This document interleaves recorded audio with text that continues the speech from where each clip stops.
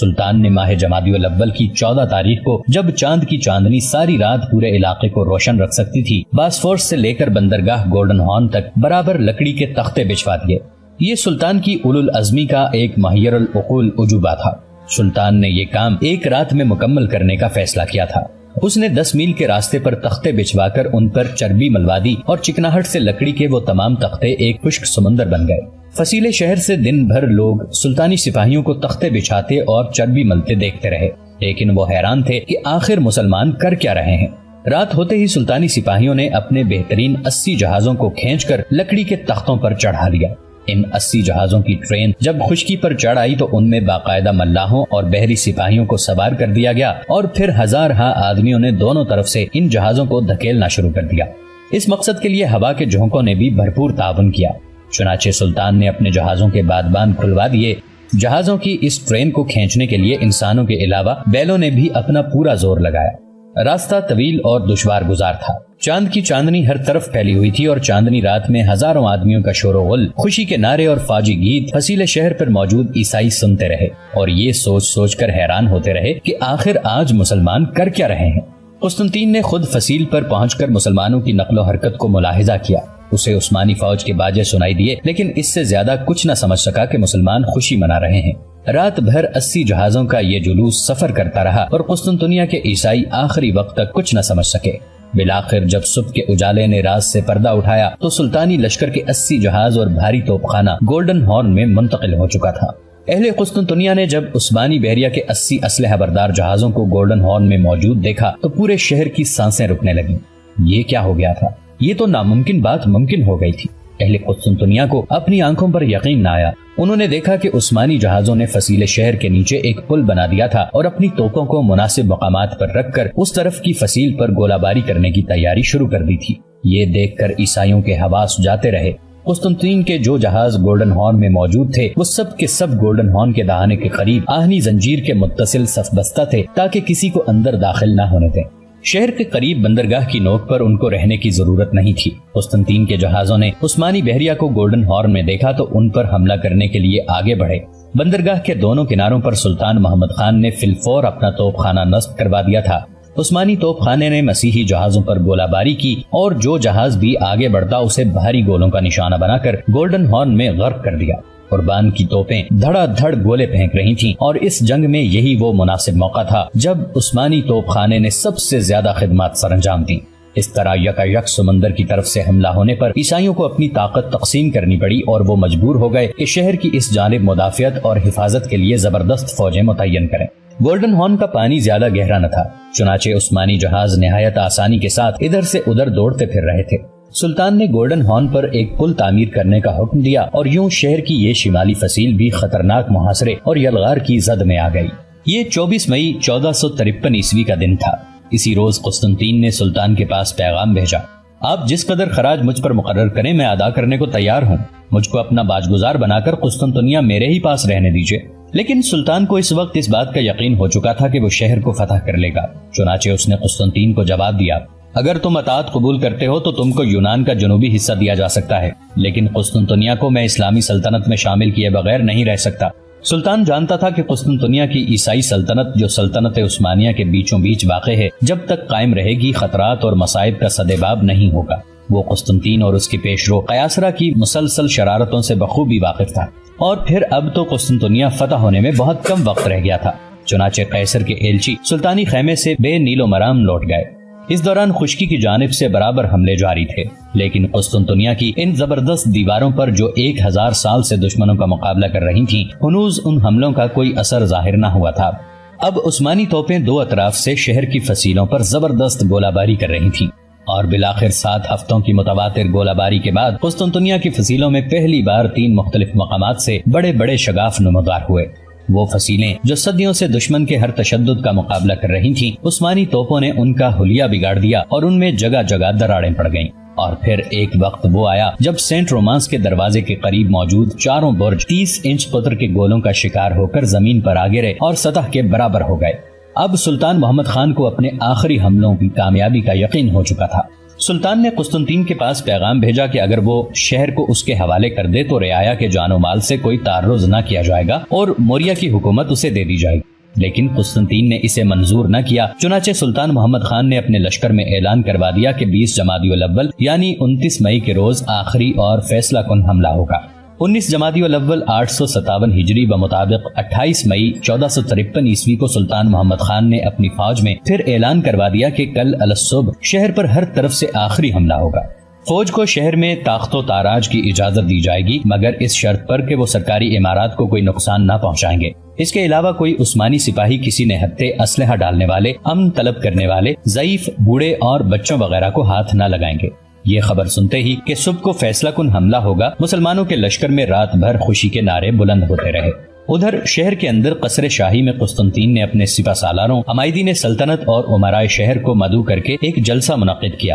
اس کو معلوم ہو چکا تھا کہ صبح فیصلہ کن حملہ ہونے والا ہے، چنانچہ اس نے شہریوں کو آخری دم تک لڑنے اور مرنے مارنے کی ترغیب دی اور خود بھی بھرے مجمع میں خداوند یسوع مسیح کی قسم کھا کر کہا کہ وہ اپنے خون کے آخری قطرے تک ترکوں کا مقابلہ کرے گا۔ جلسہ ختم ہوا تو تمام سالار اپنی اپنی جگہوں پر زندگی کا آخری مارکا لڑنے کے لیے پہنچ گئے۔ قیصر اس جلسے سے فارغ ہو کر سینٹ صوفیہ کے گرجے میں آیا اور اپنی آخری عبادت میں مصروف ہو گیا۔ آیا صوفیہ میں ہر پادری کے چہرے پر خوف اور پچھتاوے کی جھلک صاف دیکھی جا سکتی تھی۔ قیصر آیا صوفیہ میں عبادت سے فارغ ہو کر اپنے محل میں آیا، جہاں یاس اور ہراس چھایا ہوا نظر آتا تھا۔ وہاں چند لمحے آرام کرنے کے بعد وہ اپنے گھوڑے پر سوار ہوا اور سینٹ روماس کی طرف آیا، جہاں محاصرین کے حملے کا بہت زور تھا۔ عثمانی فوج رات بھر ذکر و تسبیح اور دعاؤں میں مصروف رہی۔ خود سلطان محمد خان نماز فجر سے فارغ ہو کر علماء اور درویشوں کی خدمت میں حاضر ہوا اور ان سے آخری حملے کی کامیابی کے لیے دعا کی درخواست کی۔ اس مجمع علماء میں سلطان کے پیر و مرشد حضرت ایدنی رحمت اللہ علیہ بھی موجود تھے۔ سلطان کے پیر و مرشد نے آخری حملے کے روز اپنے لیے ایک الگ چھولداری نصب کروائی اور باہر ایک دربان کو بٹھا دیا کہ کسی شخص کو اندر آنے نہ دیا جائے، اور اس طرح سلطان کے مرشد خود دعا میں مصروف ہو گئے۔ سلطان محمد خان نے طلوع آفتاب سے کچھ دیر پہلے اپنے لشکر کو صف آرا کر کے ان کے سامنے ایک ولولہ انگیز تقریر کی، جس میں یہ تاریخی جملہ بولا: آج ہم ظہر کی نماز آیا صوفیہ میں ادا کریں گے۔ سلطان نے تقریر ختم کر کے اپنے سالاروں کو بھرپور حملہ کرنے کا حکم دے دیا۔ آج 29 مئی 1453 عیسوی کا دن تھا۔ عثمانی فوج نے مختلف سمتوں سے حملہ کیا۔ توپوں اور منجنیقوں نے جا بجا شہر کی فصیلوں میں سوراخ کرنے شروع کر دیے۔ حملہ ہر طرف سے ہو رہا تھا، لیکن اس کا زیادہ تر زور سینٹ رومانس کے دروازے پر تھا۔ عثمانی فوج نے جگہ جگہ سے خندق کو پاٹ دیا اور خندق کو اوپر سے عبور کرنے کے لیے سیڑھیاں اور کمندیں ڈال دیں، اور یوں طلوع آفتاب کے ساتھ ہی آگ اور خون کا خوفناک کھیل شروع ہو گیا۔ سینٹ رومانس کی دیوار تو ترکی توپوں کی گولہ باری سے پہلے ہی مجروح ہو چکی تھی، چنانچہ مسلمان سپاہیوں نے پورے جوش و خروش کے ساتھ ٹوٹی ہوئی دیوار کے رخنوں کو استعمال کیا اور شہر میں داخل ہونے کی کوشش کی، مگر ہر مرتبہ ان کی کوشش نہایت سختی سے ناکام بنا دی گئی۔ کئی مرتبہ عثمانی لشکر کے بہادر شہر کے برجوں اور فصیل کے شکستہ حصوں پر چڑھ جانے میں کامیاب ہوئے، مگر اندر سے جسٹینانی اور نوٹاراس کے سپاہی قسطنطنیہ کے عام شہری حتیٰ کہ ان کی عورتیں اور بچے تک بھی لڑنے اور مدافعت کرنے میں مصروف ہو گئے۔ ہر طرف یہی حالت تھی، سمندر اور خشکی ہر دو اطراف سے جوش و خروش کے ساتھ حملہ جاری تھا۔ ایک عجیب ہنگامہ رستخیز برپا تھا، کشتوں کے پشتے لگ گئے تھے، مگر دونوں طرف سے کوئی فریق ذرا بھر دبنے کے لیے تیار نہ تھا۔ قسطنطین خود گھوڑے پر بیٹھا صبح سے دوپہر تک بغیر کچھ کھائے پیے ادھر سے ادھر دوڑتا رہا۔ جان جسٹینانی نے تلوار بازی کے ایسے جوہر دکھائے کہ سلطان محمد خان انگشت بدندہ رہ گیا اور بے اختیار ہو کر یہ خواہش کرنے لگا کہ کاش یہ شخص میری فوج میں ہوتا۔ دوپہر تک عثمانی فوج کا ایک سپاہی بھی شہر میں داخل نہ ہو سکا۔ عیسائیوں نے اپنے مرکز ملت کو بچانے کے لیے حیرت انگیز شجاعت کا ثبوت دیا اور ہر سپاہی جان مار کر لڑا۔ وہ ہر مرتبہ ترکوں کی باڑ کو فصیل پر بے حد پامردی سے روکتے، تلواروں سے تلواریں ٹکراتی اور ترک سپاہی عیسائیوں کا جانی نقصان کرنے کے بعد یا شہید ہو جاتے اور یا فصیل سے گر جاتے۔ لیکن سلطان محمد خان اپنی ابتدائی ناکامیوں سے متاثر نہ ہوا۔ وہ ایک عزم کے ساتھ اٹھا اور فصیل شہر کے نزدیک ایک مقام پر اس نے 2 رکعت نماز باجماعت ادا کرنے کا حکم دیا۔ زمین کا وہ حصہ جہاں سلطان اور اس کے ساتھیوں نے نماز ادا کی ہمیشہ کے لیے فاتح نمازگہی بن گئی۔ بالآخر سلطان نے اپنی لاڈلی فوج یعنی چری کا ایک بڑا دستہ اپنے ہمراہ لیا، جس کی صف اول میں آغا حسن، عبد الرحمن اور ریاض بیگ جیسے سپاہی تھے۔ یونانی اور رومی اس وقت تک بالکل خستہ ہو چکے تھے، ان میں تازہ حملے کی تاب نہ تھی۔ سلطان نے تازہ مہم پر روانہ ہونے سے پہلے اپنے ایک وزیر خاص کو اپنے پیر و مرشد کی خدمت میں روانہ کیا اور عرض کی کہ یہ وقت خاص دعا اور روحانی امداد کا ہے۔ محصورین کی ہمت اور سخت مدافعت دیکھ کر حملہ آوروں کے دل چھوٹے جاتے تھے، اور سلطان کو اندیشہ تھا کہ اگر آج قسطنطنیہ فتح نہ ہوا تو پھر کبھی نہ ہو سکے گا، کیونکہ آج حملہ آور اپنی پوری ہمت اور طاقت صرف کر چکا تھا۔ سلطان کا فرستادہ جب اس مرد خداگاہ کی چھولداری کے قریب پہنچا تو دربان نے اسے اندر جانے سے منع کر دیا، لیکن عثمانی وزیر نے دربان کو ڈانٹا اور کہا کہ وہ ضرور مرشد سلطانی کی خدمت میں حاضر ہو کر سلطان کا پیغام پہنچائے گا۔ یہ کہہ کر سلطانی فرستادہ چھولداری میں داخل ہو گیا۔ اس نے دیکھا کہ بزرگ سر بسجود اور دعا میں مصروف ہیں۔ عثمانی وزیر کے داخل ہونے پر انہوں نے سر اٹھایا اور مسکراتے ہوئے کہا، جاؤ، قسطنطنیہ فتح ہو چکا ہے۔ عثمانی وزیر کو بزرگ کی بات پر یقین نہ آیا اور وہ واپس بھاگا، لیکن چھولداری سے نکل کر اس نے دیکھا کہ فصیل شہر پر اسلامی پرچم لہرا رہا تھا۔ دراصل جس وقت سلطان نے اپنے فرستادہ کو اپنے پیر و مرشد کی طرف روانہ کیا تھا وہ وقت بڑا نازک تھا۔ پھر ٹھیک اسی وقت فصیل شہر کا وہ حصہ جو سلطان کے سامنے تھا یکایک خود گر پڑا اور اس کے گرنے سے خندق پر ہو گئی۔ نتیجتاً شہر میں داخل ہونے کا راستہ صاف ہو گیا۔ ادھر فصیل کا یہ حصہ گرا، ادھر عین اسی وقت بندرگاہ کی طرف سے بحری فوج نے ایک برج پر قبضہ کر کے سلطانی علم نصب کر دیا۔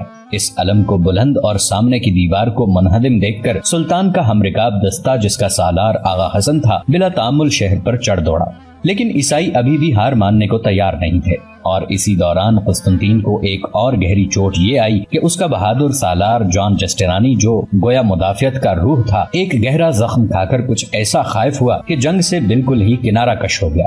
ایسے نازک وقت میں جب سلطان خود اپنی پوری قوت کے ساتھ حملہ کر رہا تھا، جسٹینانی اپنے ساتھیوں کو چھوڑ کر چلا گیا اور یوں گویا اس نے شہر دشمن کے سپرد کر دیا۔ قسطنطین نے جسٹینانی کو روکنے کے لیے شدید اصرار کیا، لیکن وہ اسلامی تلواروں سے ڈر چکا تھا، چنانچہ اس نے ایک نہ سنی اور فوراً بندرگاہ کی جانب چلا گیا۔ اس کے ہٹتے ہی عیسائیوں میں کمزوری کے آثار نمایاں ہونے لگے، چنانچہ قسطنطین نے خود موقع پر پہنچ کر کمان اپنے ہاتھ میں لی، مگر ینیچری کا حملہ اتنا سخت تھا کہ عیسائیوں کی جاں بازی زیادہ دیر تک قائم نہ رہ سکی۔ عیسائیوں نے خوب ڈٹ کر مقابلہ کیا، مگر وہ 10 بدس لڑائی میں مسلمانوں کا مقابلہ کرنے کے اہل نہ تھے۔ ینیچری کا سردار آغا حسن اپنے 30 بہترین ساتھیوں کے ہمراہ فصیل شہر پر کامیابی کے ساتھ چڑھ گیا۔ قسطنطین اور اس کا محافظ دستہ آغا حسن کو روکنے کے لیے خود آگے تھا، لیکن آغا حسن نتیجے سے بے پرواہ قسطنطین کے شاہی دستے پر اپنی تلوار کی بجلیاں گراتا ہوا آگے سے آگے بڑھنے لگا۔ آغا حسن کے جسم پر ہزاروں زخم آئے، لیکن اس کا ہاتھ کسی خودکار مشین کی طرح بدستور چلتا رہا، یہاں تک کہ آغا حسن زخموں سے چور چور ہو کر گرا اور کلمہ شہادت پڑھتے ہوئے اپنی جان جانے آفریں کے سپرد کر دی۔ ینیچری کے 30 سپاہیوں میں سے 18 شہید ہو کر گر گئے، تاہم باقی کامیاب رہے اور ان کے عقب میں مزید ترکی دستوں کی کمک پہنچ گئی۔ اب ہر طرف سے حملہ آور شہر میں داخل ہونے لگے اور دروازے توڑ توڑ کر اندر گھسنے لگے۔ شہر کے چاروں جانب فصیل کے ساتھ ساتھ اور فصیل کی اندرونی جانب عیسائیوں کی لاشوں کے انبار لگ گئے۔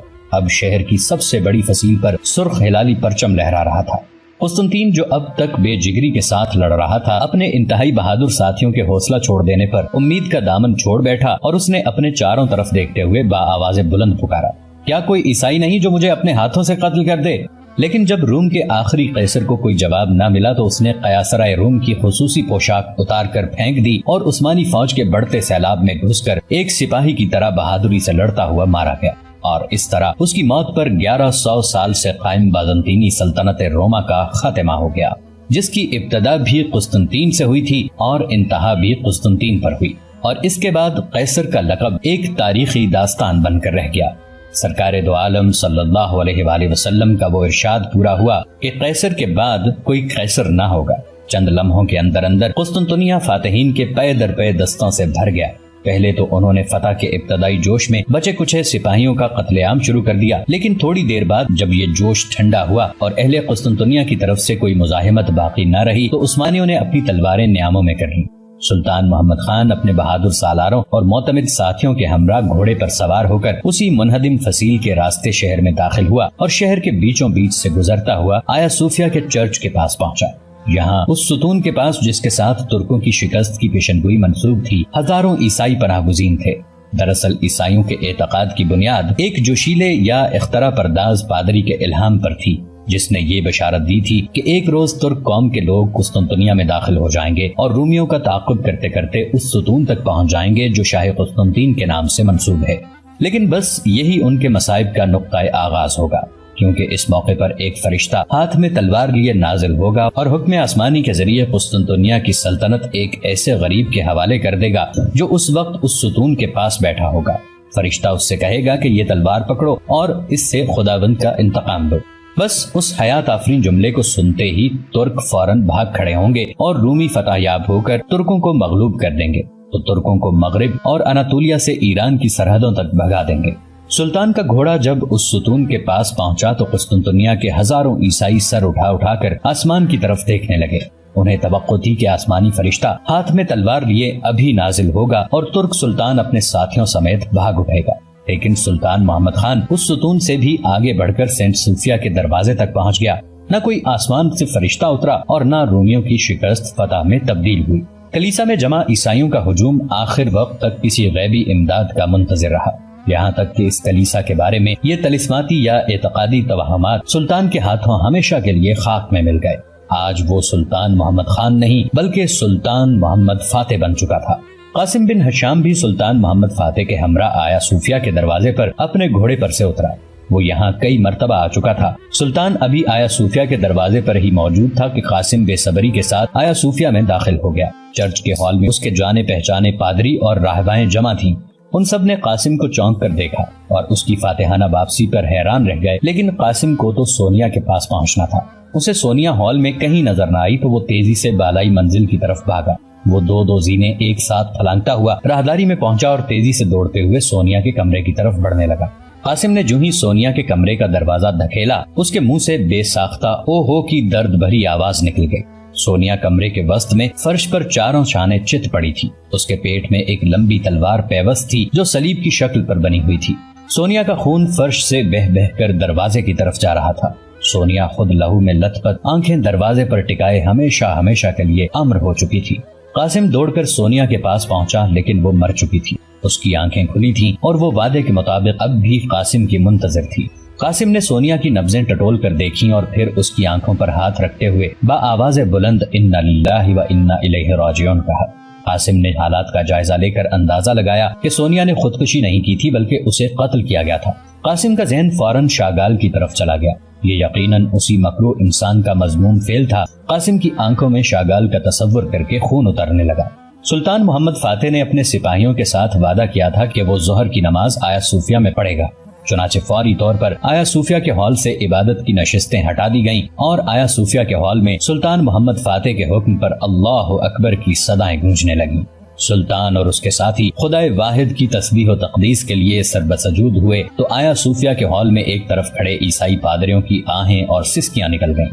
نماز سے فارغ ہو کر سلطان محمد فاتح نے اپنے سپاہیوں کو حکم دیا کہ وہ جا کر قسطنطین کی لاش کو تلاش کریں۔ قسطنطین سینٹ رومانس کے دروازے کے نزدیک ہی لڑتا ہوا مارا گیا تھا۔ سب سے زیادہ کشت و خون سینٹ رومانس کے دروازے پر ہوا تھا، جہاں اس وقت عیسائیوں کی لاشوں کے انبار پڑے تھے۔ اس جگہ بہت سی لاشوں کے درمیان قسطنطین کی لاش ملی جس کے جسم پر صرف 2 زخم آئے تھے۔ سلطان کے سپاہی قسطنطین کا سر کاٹ کر سلطان محمد فاتح کی خدمت میں لے آئے اور اس طرح فتح قسطنطنیہ تکمیل کو پہنچ گئی۔ اگلے روز سلطان قیاصرہ روم کے شاہی محل میں پہنچا۔ اس نے دیکھا کہ اس وسیع و عریض محل میں کوہ کا عالم تھا۔ سلطان نے اس ویرانی اور خاموشی کو دیکھا تو بے اختیار اس کی زبان پر یہ شعر آ گیا: پرداداری می کنند بر قصر کسری عنکبوت، چغد نوبت فی زند بر گنبد افراسیاب۔ اس معرکے میں 40,000 عیسائی مسلمانوں کے ہاتھوں مقتول ہوئے اور 60,000 جنگجو عیسائیوں کو مسلمانوں نے گرفتار کر لیا۔ بہت تھوڑے ایسے تھے جو فتح قسطنطنیہ کے بعد کسی نہ کسی طرح خشکی یا سمندر کے راستے بچ کر نکل گئے۔ قیصر کے خاندان کا کوئی آدمی گرفتار نہ ہو سکا اور سب بھاگ نکلنے میں کامیاب ہوئے۔ اکثر اٹلی میں اور بہت تھوڑے بعض دیگر مقامات پر جا کر پناہ گزین ہوئے۔ قیصر قسطنطین کا ایک پوتا چند روز کے بعد مسلمان ہو گیا اور قسطنطنیہ میں آ کر رہنے لگا۔ بالآخر بہت جلد اس خاندان کا نام و نشان مٹ گیا۔ شاہی محل سے فارغ ہو کر سلطان نے قسطنطنیہ کے مشہور گھڑ دوڑ کے میدان ہیپوڈروم میں اپنے لشکر کو جمع کیا اور نماز شکرانہ ادا کی۔ ہیپوڈروم صرف گھڑ دوڑ کا میدان ہی نہ تھا بلکہ یہاں پر نئے بادشاہوں کی تاج پوشی کا اعلان ہوتا تھا۔